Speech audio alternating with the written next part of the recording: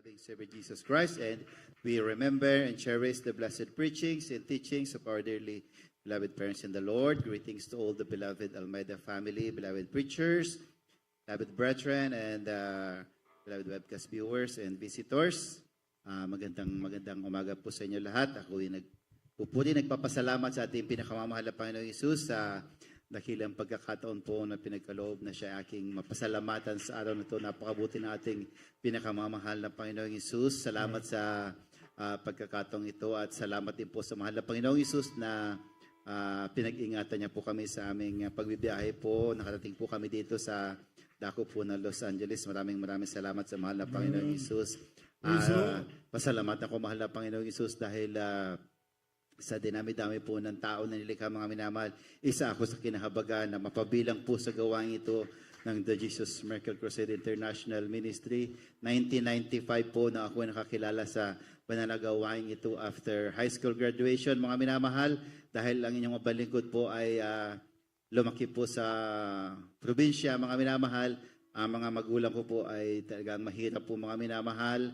At nung panahon pong yun, hindi po nila ako kayang ipag-aralin po ng college. So nag-decide po ang inyong balingkod na lumuwas po ng Metro Manila upang maghanap po ng trabaho. At doon po mga minamahal, yung pong aking natuluyan ay nakamag-anakan. Sila pala po ay naglilingkod sa ating pinakamamahal na Panginoong Hesus.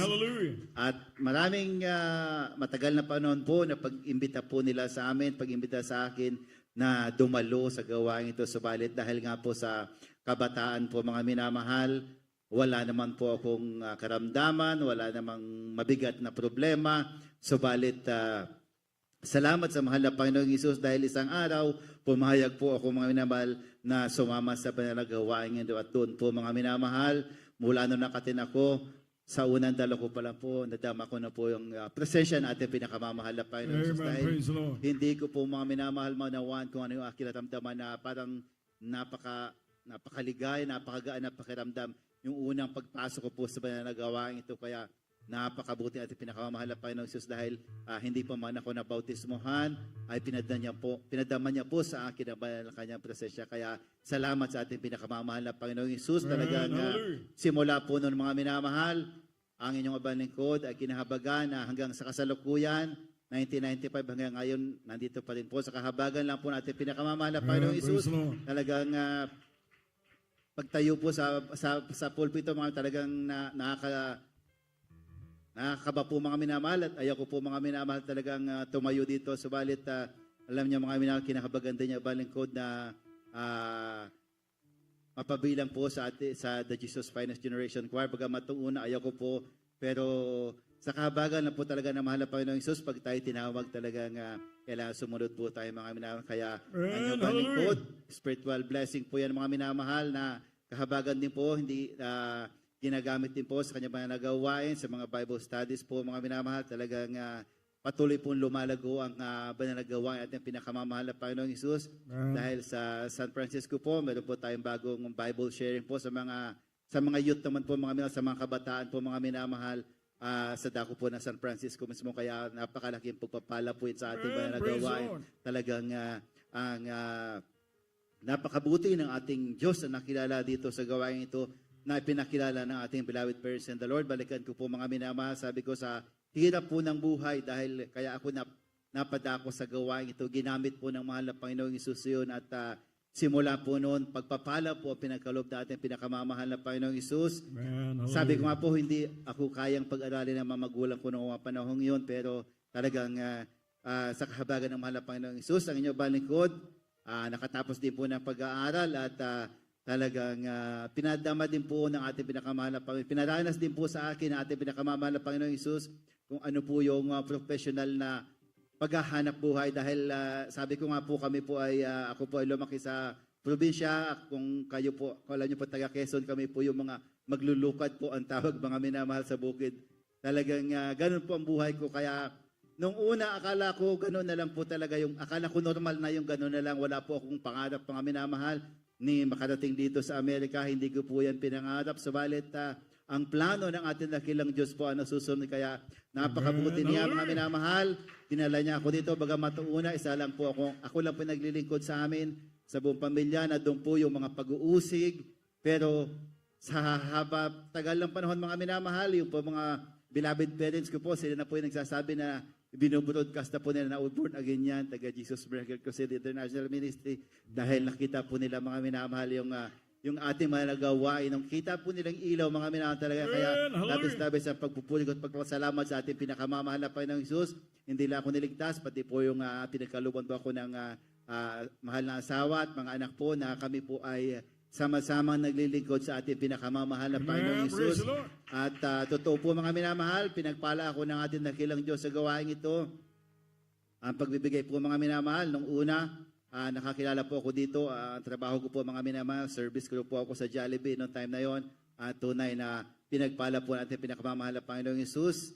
Nakatapos ang pag-aaral dahil po sa kabutihan ng mahal na Panginoon. Maalala ko mga minamahal, 5th year ko po sa college. Akala ko talagang, sabi ko hindi na matatapos kasi wala na talaga. Alam niyo naman sa amin sa Quezon, pag dumating po yung bagyo, talagang yung bunga ng nyog, nauubos po yan mga minamahal. Kaya sabi ng magulang ko, wala nang pan-tuition. Pero nandun po mga minamahal, yung tulong natin pinakamamahal na Panginoong Isus. Last minute po mga minamahal, bigla po ako pinatawag ng isa sa aming mga professor. Sabi niya, fill upan ko daw po yung paperworks. Sabi ko, ano po ito? Sabi niya, scholarship yan with 1 year allowance sa pambayad po sa bahay. Kaya nakatapos po ang inyong balingkod sa kahabagan natin pinakamamahal na Panginoon. Kaya talagang ako po ay nagpupuri, nagpapasalamat sa atin dakilang Diyos na buhay. Ganon din mga minamahal sa mga kagalingan po ng karamdaman.